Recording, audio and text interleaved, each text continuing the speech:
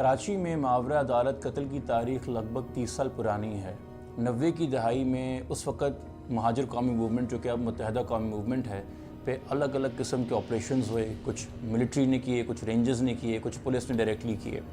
और उस दौरान शूट टू किल की या इनकाउंटर की जो पॉलिसी है बाकायदा इंट्रोड्यूस कराई गई हमारी पुलिस के अंदर, कि बताया जाता था कि जो नोटोरियस गैंगस्टर्स हैं, नोटोरियस क्रिमिनल्स हैं या टारगेट किलर्स हैं जिनको मुंसलिक किया जाता था MQM से, उनके ख़िलाफ़ एविडेंस इकट्ठा करना मुश्किल है या गवाह इकट्ठा करना मुश्किल है, तो उनको जहाँ मिले वहाँ इनकाउंटर में मार दिया जाए। और उसी दौरान एक मखसूस ग्रुप पुलिस ऑफिसर्स का, जो कि ASI, SI, इंस्पेक्टर रैंक के थे, वो कराची में नुमायाँ होना शुरू हुआ। और वो पुलिस ऑफिसर्स बहुत से शहरियों के लिए खौफ की अलामत बनने लगे। और उनमें से एक बहुत बड़ी अलामत जो है वो रावण वार था, जो कि एज अ रैंकर पुलिस में आया और ASI के लेवल से होता होता तकरीबन 2010-11 के करीब SSP रैंक तक जा पहुंचा। और तब एक नया फिनोमेना कराची में इंट्रोड्यूस हुआ था, और वो था कि तहरीक तालिबान अपना गढ़ यहाँ पे बना रही थी, कराची में पैर जमा रही थी। और फिर एक और फेज़ शुरू हुआ ऑपरेशन का कराची में। जो मिलिटराइजेशन थी पुलिस की, उसको एक नेक्स्ट लेवल पे लेके गए। और अब जो निशाने पे लोग थे, उनका ज़्यादातर का ताल्लुक़ कबायली इलाकों से था। वो पश्तून बोलने वाले थे। वो लोग जो ज़्यादा अपनी ज़बान से या शक्ल से या हुलिये से जो हैं वो तहरीक तालिबान के जो केडर हैं उससे मिलते जुलते नज़र आए। और बहुत से इनकाउंटर्स हुए। हमें बताया जाता है 2011 से लेके 2018 तक सिर्फ रावण वार के अंडर जो है 444 बंदा मारा गया। मगर इनमें से किसी भी इनकाउंटर की कभी इंक्वायरी नहीं हुई, ना कभी मीडिया ने सवाल उठाया। उसकी वजह ये थी कि रावण वार का नेटवर्क इतना वसी था कि जो उसके इनकाउंटर रिपोर्ट करते थे वो भी गिने चुने क्राइम रिपोर्टर्स थे, जो कि उसकी फीड की हुई स्टोरी आगे ले जा के देते थे। उनको पहले से पता होता था इनकाउंटर कब किस वक्त कैसे होना है। और मीडिया में भी ये हिम्मत नहीं होती थी सवाल करने की कि इनकाउंटर सही था कि गलत। मगर वो केस जिसने इस पूरे मामला से पर्दा उठाया वो था नकीबुल्लाह महसूद का। 3 जनवरी 2018 को नकीबुल्लाह महसूद बमा अपने 2 दोस्त कासिम और हज़रत अली अबुल इस्फहानी रोड पे का कहते हैं वाक़े शेर आगा होटल के सामने से उठाया गया। कहा जाता है कि जी तवान के लिए उठाया गया था, चूँकि कुछ दिन पहले ही पैसे जमा किए थे नकीबुल्लाह महसूद ने अपनी एक दुकान खोलने के लिए उस इलाके में। 2 दिन बाद कासिम और अली को तो छोड़ दिया गया, मगर नकीबुल्लाह तहवील में रहा। फिर तकरीबन 10 दिन बाद 13 जनवरी को एक प्रेस कॉन्फ्रेंस करता है रावण वार और कहता है कि मैंने TTP से मुंसलिक 4 लोगों को जो है वो मार दिया इनकाउंटर के अंदर। और दोबारा से उस पूरा दिन जो है कोई एहतजाज नहीं होता, चूँकि लोगों को इनकी शनाख्त नहीं पता होती कि कौन लोग हैं जो मारे गए हैं। और मीडिया फिर से इसको एक सक्सेसफुल इनकाउंटर के तौर के ऊपर एक्सेप्ट कर लेता है। मगर नकीबुल्लाह महसूद जो है उसकी प्रोफाइल जब सामने आती है और उसकी बॉडी जब सामने आती है, तो हालात जो हैं वो रावण वार की गिरफ्त से बाहर निकल आते हैं। चूँकि जो इन्होंने नहीं कंटेम्पलेट किया था वो ये था कि ये मरने वाला कोई गुमनाम या कोई आम शहरी नहीं था। इस इंसान की बहुत ज़्यादा फॉलोइंग थी, ख़ास तौर पे कबायली यूथ के अंदर। 26,000 के करीब इसके सिर्फ फेसबुक फॉलोअर थे, जिनके लिए नकीबुल्लाह महसूद एक इमर्जिंग यूथ आइकॉन था, एक इमर्जिंग फैशन आइकॉन था। वो इंसान जिसको वो 3 साल से देख रहे थे कि झरनों पे, आबशारों पे, पहाड़ों पे खड़ा हुआ दिल फरेब पोजेस के अंदर वो फैशन कर रहा है, नए रंग रंगीले कपड़े पहन रहा है, उसको एक तालिबान के तौर पे देखना, एक दहशतगर्द के तौर पे देखना किसी के लिए मुमकिन नहीं था। और जब उसकी बॉडी लोगों को मिली और ये बातें करना शुरू हुई, तो वो स्लोली ग्रेजुअली एक प्रोटेस्ट फॉर्म में तब्दील हो गया। और उस प्रोटेस्ट के पेश नज़र तकरीबन 17 जनवरी को पीपल्स पार्टी की सिंध की हुकूमत ने उस वक्त के additional IG counter terrorism department Sanaullah Abbasi के मातहत एक इंक्वायरी कमेटी बनाई, जिसने कंक्लूड किया कि वाकई ये इनकाउंटर जो है वो झूठा था। और उसके बाद सडनली जब इंक्वायरी रिपोर्ट सामने आती है तो अपनी गिरफ्तारी का डर महसूस करते हुए रावण वार रूपोश हो जाता है। प्रोटेस्ट वहाँ पे थमते नहीं हैं, बल्कि वो धरने की शक्ल इख्तियार कर लेते हैं। 10-12 दिन हज़ारों लोग सुराग गुट पे बैठे होते हैं।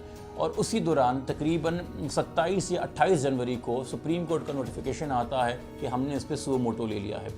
सुओ मोटो होता है, रावण वार का नाम ECL पर डाला जाता है। सुप्रीम कोर्ट बारहा रावण वार को ये ऑप्शन देता है कि वो अपने आप को कोर्ट में आके सरेंडर करे। यहाँ तक ऑर्डर दिए जाते हैं कि कोई रावण वार को अरेस्ट नहीं करेगा। अगर रावण वार को कोई ख़तरा है तो वो ख़ुद कोर्ट में आके अपने आप को सरेंडर करे। उसे जितना फैसिलिटेट किया जा सकता है एज ए मर्डर अक्यूज्ड वो किया गया। 2 से 3 महीने गुजरने के बाद रावण वार फाइनली कोर्ट के अंदर मार्च के आखिरी हफ्ते में आके अपनी गिरफ्तारी देता है। اور پھر یہ معاملہ شروع ہوتا ہے آگے باقی لوگوں کی گرفتاریوں کی طرف جو کہ راہ انوار سے منسلک تھے۔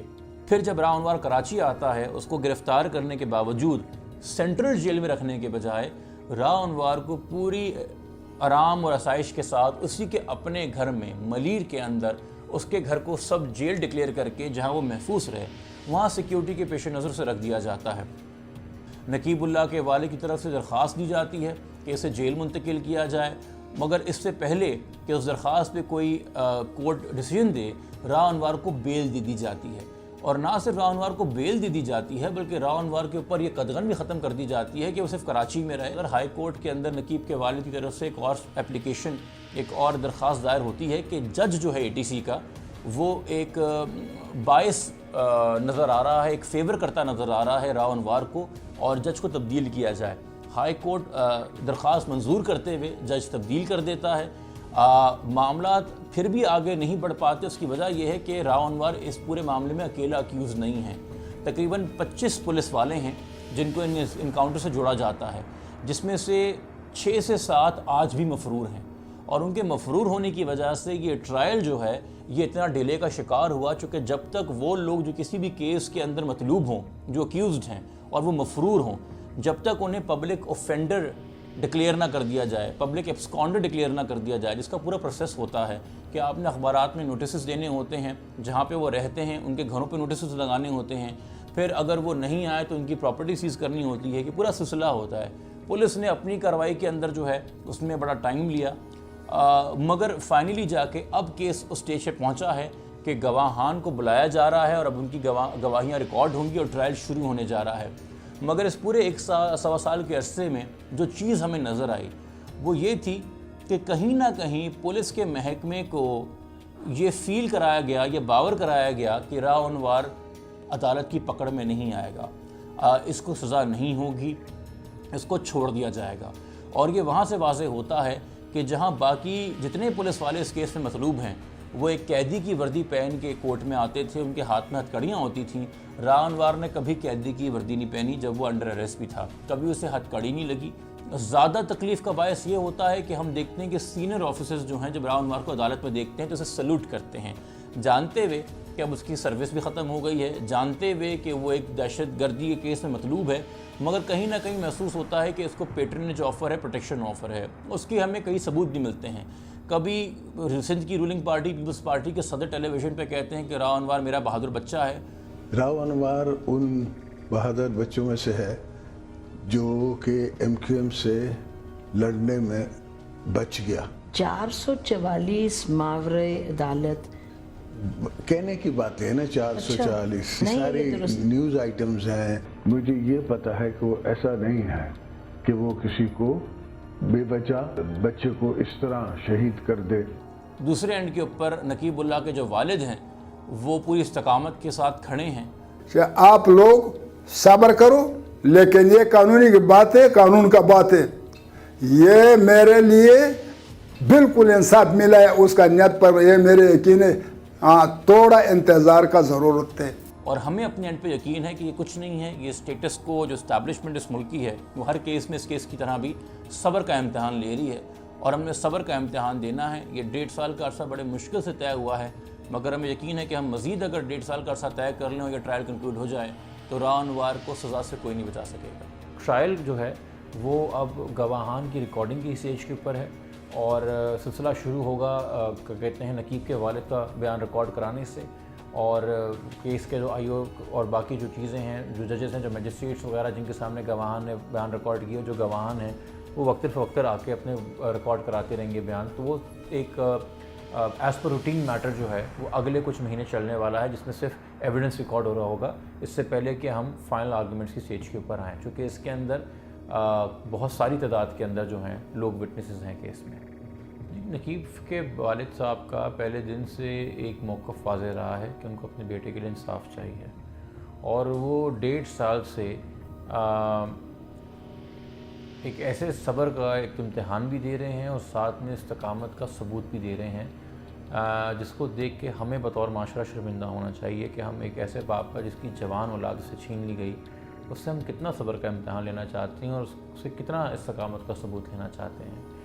مجھے ہمارے معاشرے کی اور ہمارے نظام کی اپیٹائٹ کی سمجھ میں نہیں آتی کہ کہیں تو ہمارا بھی پیٹ بھر جائے اور ہم توبہ کریں کہ ہم کیسے اس میٹر کو اتنا ڈیلے کیا جاتا ہے، اس میں اتنا ایزیلی فیسیلیٹیٹ کیا جاتا ہے، راؤ کے وکیلوں کو ورڈ جرمنٹس پر جرمنٹس لیتے ہیں، کئی پیشوں پہ وہ آتے نہیں ہیں، ان کو ایک فری ہینڈ ملا ہوا ہے اس حوالے سے۔